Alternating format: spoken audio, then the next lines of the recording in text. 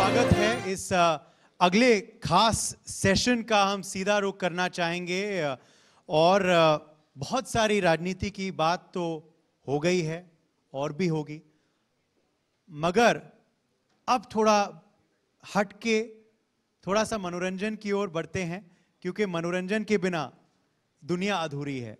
जी हाँ, जो भी राजनीतिक हस्ती आ रहे हैं और काफी विश्लेषक और वरिष्ठ पत्रकार भी हैं, वो सब अगर एकमात्र राय रखते हैं किसी चीज के बारे में, और विभिन्न पार्टी के लोग हैं यहाँ, वो है उनका प्रेम फिल्मों के लिए और खास करके अभिषेक चौबे की फिल्मों के लिए। सो पहले तो अभिषेक, बहुत बहुत स्वागत है आपका। Welcome to the show. Thank you very much. उत्तर भारत में आजकल सर्दियां आ गई हैं। सर्दियों में लोग सूप पीना पसंद करते हैं और इस वजह से शायद अभिषेक अभी इसी वक्त इसी सीजन में लेकर आए हैं किलर सूप। जी, 11 जनवरी को रिलीज हो रहा है और बड़ा ही एक यूनिक टाइटल भी है, किलर सूप। आमतौर पे इस तरीके के टाइटल होते नहीं है, लेकिन जिस तरीके की कास्ट है और जिस तरीके का आप कह लीजिए फ्लेवर है शो का, ये काफी यूनिक है, नया है, लेकिन बहुत ही मजेदार है। नेटफ्लिक्स के संग कोलैबोरेशन कैसे हुआ? क्योंकि मैं दर्शकों को बता दूं, किलर सूप नेटफ्लिक्स पे स्ट्रीम होगा दिस जनवरी। सो उनके साथ कोलैबोरेशन कैसा हुआ? नेटफ्लिक्स के साथ मेरा एसोसिएशन तो अभी 4-5 साल से चल रहा है। काफ़ी तमाम काम किया है उनके साथ, और नेटफ्लिक्स जैसा प्लेटफॉर्म आने से हमारी इंडस्ट्री में एक तरीके की क्रांति आई है, और जिस तरीके से एंटरटेनमेंट का कंजम्पशन होता है उसमें बहुत तब्दीलियाँ आई हैं नेटफ्लिक्स जैसे प्लेटफॉर्म के आने से। और हम तो बेसिकली स्टोरी टेलर्स हैं, हम वहाँ जाएंगे जहाँ ऑडियंस है, तो हम नेटफ्लिक्स के पास भी पहुँचे अपनी कहानियाँ लेकर के। और सबसे जो ख़ास बात मुझे लगती है स्ट्रीमिंग प्लेटफॉर्म्स के बारे में, ख़ासतौर से नेटफ्लिक्स के बारे में, कि कुछ एक तरीके की कहानियाँ होती हैं जो कि आप स्ट्रीमिंग प्लेटफॉर्म्स पे सीरीज़ के जरिए ज़्यादा अच्छे से एक्सप्रेस कर पाते हैं, ना कि 2 घंटे की फिल्म में। और ये नई चीज़ है जो नेटफ्लिक्स के साथ करने का मुझे मौका मिला है। बिल्कुल। कुछ इस सीरीज के बारे में बताएं। It looks very intriguing, it sounds very intriguing. Title भी पहले तो शीर्षक कैसे चुना गया? तो ये एक आप कह लीजिए, अब सूप के बारे में तो है ही, एक कपल के बारे में, हस्बैंड एंड वाइफ, और उनकी जिंदगी जो है खाने के इर्द गिर्द घूम रही है। जो वाइफ है वो एक रेस्टोरेंट खोलना चाहती है और दुनिया का सबसे बढ़िया पाया सूप बनाना चाहती है, ये उसकी एम्बिशन है। तो कहानी यहाँ से शुरू होती है, और कहने में तो लगता है कि ये बहुत हल्की सी बात है, लेकिन बात बड़ी है, क्योंकि ये इंसानी रिश्तों की कहानी है, इश्क की कहानी है, और ना सिर्फ इस दंपत्ति की कहानी है, बट इनके परिवार की भी कहानी है, लालच की कहानी है। लेकिन जो सबसे ज़्यादा ज़रूरी चीज़ है वो है अपने इंसानी रिश्तों में पावर का क्या रोल है। जबकि जो हम तो पावर के बारे में जब बात करते हैं तो हम देश की और राजनीति की बात करते हैं, लेकिन power also plays out in a family. तो ये उसकी कहानी है अल्टीमेटली। और आज आप न्यूज़ प्लेटफॉर्म के मंच पे हैं, तो कहीं ना कहीं न्यूज़ हेडलाइन से भी ये देखिए क्या है कि कमाल की चीज़ जो ये है कि अगर आप अखबार पढ़ें या इंटरनेट पे सर्फ करें तो बहुत ही अजीब टाइप की, अतरंगी टाइप की हेडलाइंस आपको मिलती हैं। तो जो मेरे राइटर्स थे, we came across number of such headlines and we thought कि अगर ये कहानी को, अगर हम ये जो वन लाइन है इसको हम लेकर के कहानी बनाएं तो क्या होगा। और ये एक बात से दूसरी बात निकली और बनती गई, और now Killer Soup is here. Absolutely. Manoj Bajpayee के संग आप दोबारा, मैं दर्शकों को बता दूं who don't know, Killer Soup में कोंकणा सेन शर्मा हैं, मनोज बाजपेयी हैं। तो मनोज बाजपेयी के संग दोबारा कोलैबोरेट करके कैसा अनुभव था आपके लिए? You worked with him earlier also. Yes, I have in a film and in a short film as well.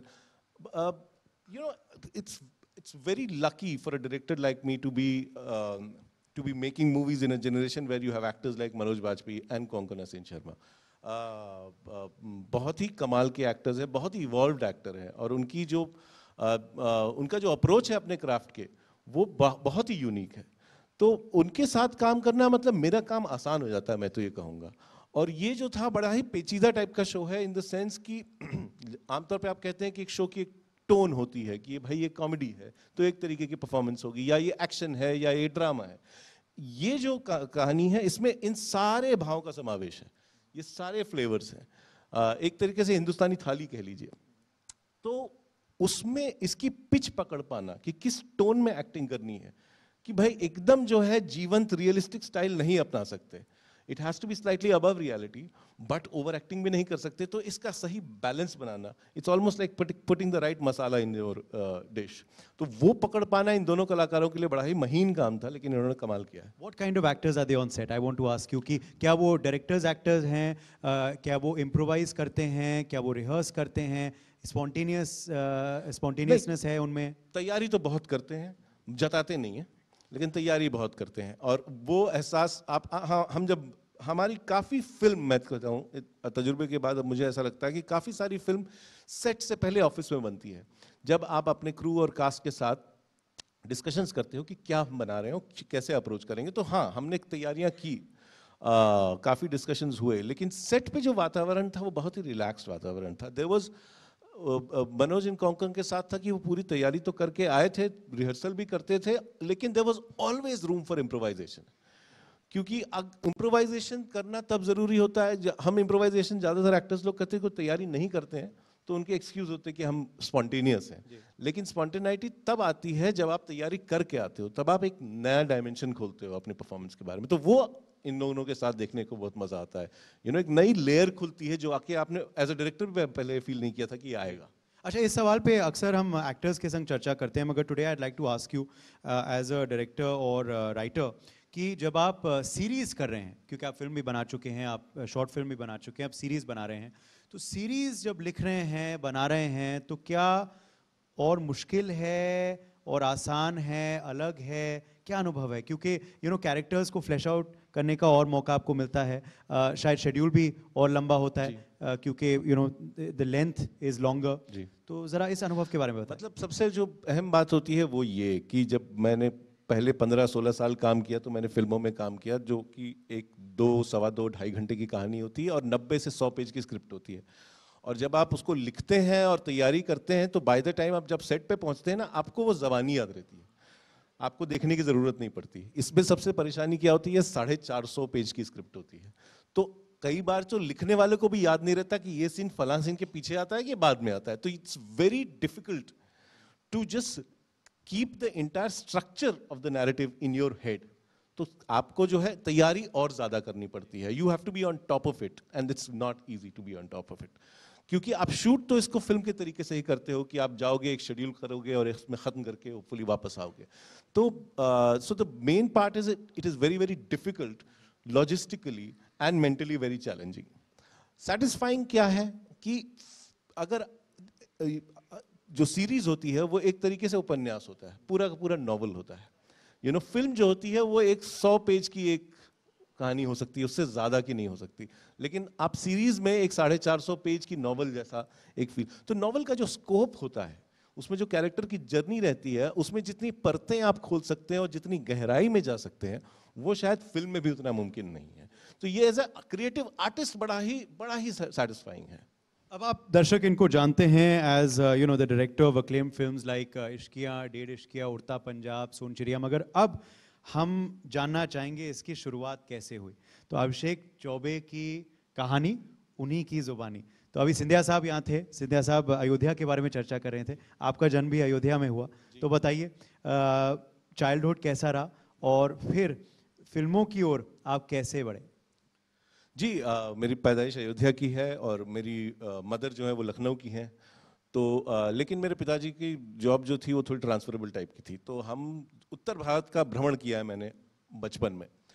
और जो बात थी, वैसे तो हम एक कहने के लिए न्यूक्लियर फैमिली थे, सिर्फ my mother, my father and me, but छुट्टियों में अक्सर जब हम आते थे लखनऊ या फैजाबाद, तो एक फिल्म का एटमॉस्फेयर बहुत होता था। फिल्मी विश्लेषण किया जा रहा है और काफ़ी डेप्थ में उसके बारे में बात की जा रही है, काफ़ी सतही बातें भी की जा रही है। तो एक 8-10 साल के बच्चे के लिए बड़ा इन्फ्लुएंशियल होता है कि जब आपके बड़े जो है फिल्मों के बारे में बात कर रहे हैं। तो फिल्मों का एक वातावरण था, फिल्म बफ्स थे मेरे फैमिली मेम्बर्स, और मैंने भी ये महसूस किया कि जब बचपन में हम फिल्म देखना, सिनेमा देखने जाते थे, तो जब ऑडिटोरियम में अंधकार हो जाता था और एक फ्लिकरिंग लैंप से वो स्क्रीन प्रोजेक्ट होती थी, तो I used to feel very good, कहीं वो बहुत अच्छी फीलिंग आती थी। हालांकि मैंने 10-11 साल की उम्र में मेंटली ये डिसाइड कर लिया था कि मुझे कुछ फिल्म मेकिंग के बारे में पता नहीं था बाय द वे, कि कैसे किया जाता है, how film is made, what are the technicals, but somewhere in my mind I had made my decision कि मुझे फिल्में बनानी है, एक्टिंग नहीं करनी है, फिल्में डायरेक्ट करनी है। लेकिन बताने की किसी को हिम्मत नहीं थी, और मैंने हिम्मत करके अपने एक दोस्त को बताया जो मेरे मोहल्ले में रहता था, तो मुझे बहुत ही भजियत हुई। तो मैंने कहा मैं किसी को ये बात बताऊंगा नहीं।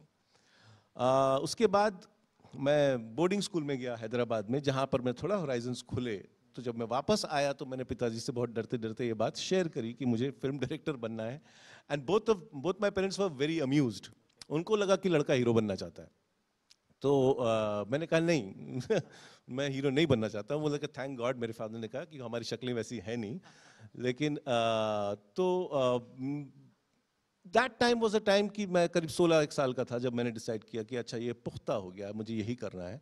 लेकिन दिल्ली में जब आया हिंदू कॉलेज में, दिल्ली यूनिवर्सिटी में, तब एक्चुअली दिशा मिली मुझे कि ये कैसे किया जाएगा। क्योंकि दिल्ली में जो एक तो मेरे यार दोस्त बने जो आज भी हैं, दूसरा फिल्म सोसाइटी, थिएटर, यहाँ का जो कल्चरल सीन है दिल्ली यूनिवर्सिटी का, उससे मैं मुखातिब हुआ। तो ना सिर्फ हिंदुस्तानी जो मेन स्ट्रीम सिनेमा है, लेकिन इसके अलावा हिंदुस्तान की जो अलग भाषाओं का सिनेमा है वो देखा, पैरेलल सिनेमा, ना सिर्फ main stream but art cinema देखा, दूसरे दुनिया का सिनेमा देखा, यूरोप का सिनेमा, जापान का सिनेमा। तो ये जो समझ में आई बात कि सिनेमा किस तरीके का अथाह समंदर है, और उसमें जाकर के कोशिश करो। दिल्ली से मुझे एक्चुअली दिशा मिली कि ये करना चाहिए। और मैं जब मेरा इम्तिहान खत्म हुआ 3rd ईयर का, मैंने रिजल्ट का वेट नहीं किया, अनरिजर्व्ड गाड़ी में बैठ करके मैं बम्बई आ गया, और बस जर्नी वहां से शुरू हो गई। तालियां तालियां इनके लिए, बिल्कुल ही आउटसाइडर इन द इंडस्ट्री। और देखो आज, और मैं आपको बता दूं कि मैं भी हिंदू कॉलेज से ही पढ़ा हुआ हूं, और अब मैं जब गया था अभी कॉलेज एक इवेंट के लिए, तो वहाँ एक हॉल ऑफ फेम बन गया है, और उस हॉल ऑफ फेम में आपकी भी तस्वीर है।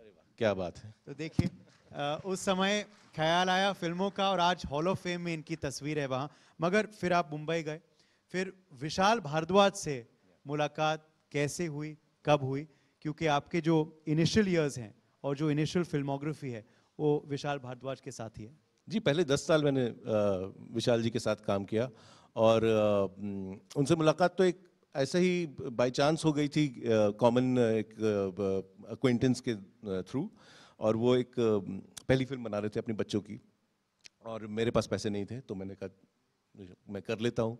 तो वैसे मुलाकात तो यूं ही हो गई, लेकिन पहली दफा मिलने से ही और उसके बाद थोड़ी बातचीत करने से ही एक जो कनेक्शन हुआ हमारा, हम दोनों का जो परिवेश है वो बहुत सिमिलर है। वो भी उत्तर प्रदेश से हैं, मैं भी, वो भी हिंदू कॉलेज से, मैं भी मध्यम वर्गीय परिवार, वो भी। तो वो सब था, तो हमारे ऑल्दो वो उम्र में मुझसे बड़े हैं, लेकिन एक कनेक्शन जो था वो इमीडिएट था।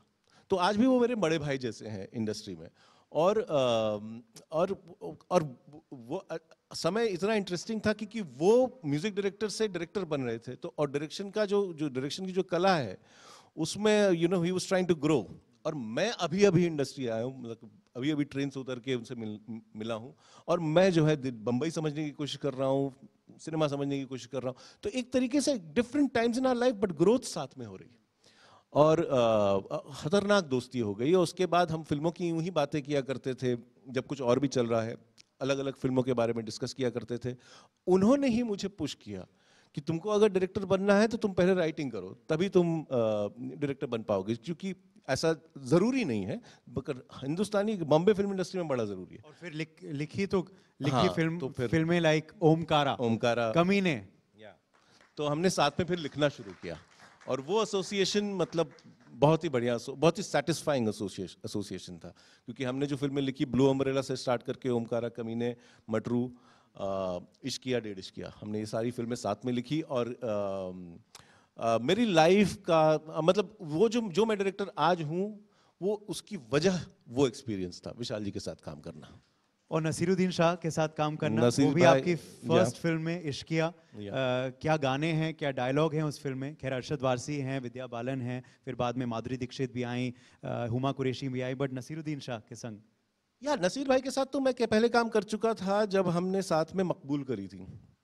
और तो मकबूल में मैंने काम किया था, और फिर ओमकार में भी उनका एक छोटा सा रोल था। तो मुलाकात हो चुकी थी, जान पहचान भी थी। जब मैंने इश्किया की स्क्रिप्ट लिखी और मैंने विशाल को कहा कि भाई नसीर भाई को ये देना चाहिए, तो हमने स्क्रिप्ट भेजी, तो उनका फ़ोन आया मुझे। मैंने कहा यार are you sure about me? मैंने कहा क्यों? मतलब कि why shouldn't I be sure? मतलब कि मैंने बहुत अरसे से रोमांस नहीं किया स्क्रीन पे तो मुझे नहीं पता कि मैं कर पाऊंगा कि नहीं। So imagine somebody like Naseeruddin Shah not sure of whether he would be able to perform. और सबसे इंटरेस्टिंग ये बात थी कि नसीर भाई के बारे में कलाकार तो कमाल के हैं ही, लेकिन अगर डायरेक्टर को अपना काम नहीं आता है तो उसकी खैर नहीं। तो मुझे भी बड़ा डर था कि I should not disappoint him.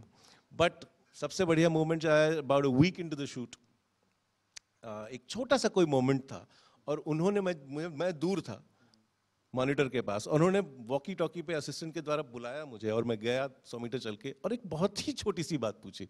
तो उस दिन मुझे कॉन्फिडेंस है कि now he knows, now he trusts.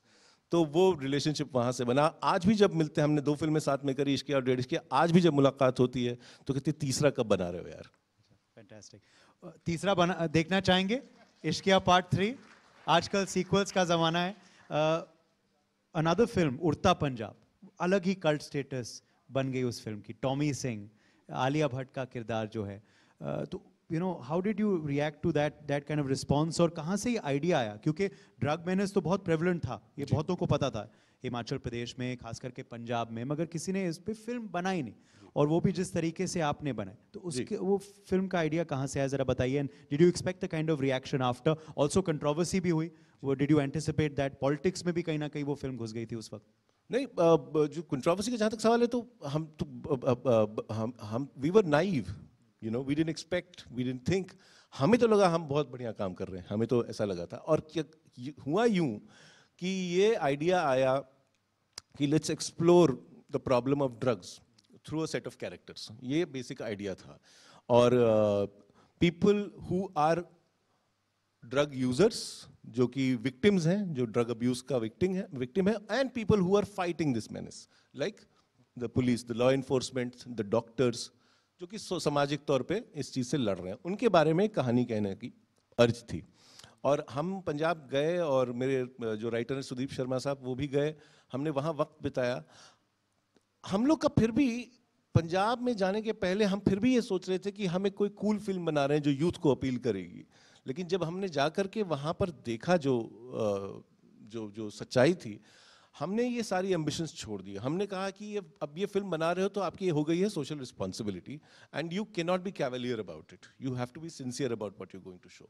तो फिर हमने उस कहानी को उस तरीके से लिखा जिसमें हमारा एजेंडा ये था कि हम जितने ज़्यादा लोगों को इसके बारे में ये मैसेजिंग दे सकें। That was purely our agenda, rather than जो भी हम जिसमें गाने भी हो, जो एंटरटेनमेंट भी हो, कॉमेडी, वो सिर्फ इसलिए हो ताकि लोग देखने में इंटरेस्टेड हो जाएं और एक्चुअल जो असली मैसेज है उसको देखें।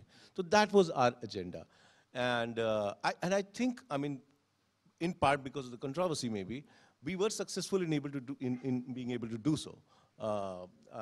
It's a film that I'm really, really proud of. Okay. सोन चिड़िया आई, सोन चिड़िया की अलग कल्ट स्टेटस थी। आखिर में मैं आपसे पूछना चाहूँगा, सुशांत सिंह राजपूत के संग काम करना कैसा रहा? मनोज बाजपेयी के बारे में तो आपने बताया, वो भी इस फिल्म का अहम हिस्सा है, मगर सुशांत के साथ कैसा अनुभव था? And I believe Sushant was really excited जब आप ये प्रोजेक्ट लेके आए, because it was something very different to what he had done before, the kind of ruggedness and realness of the character.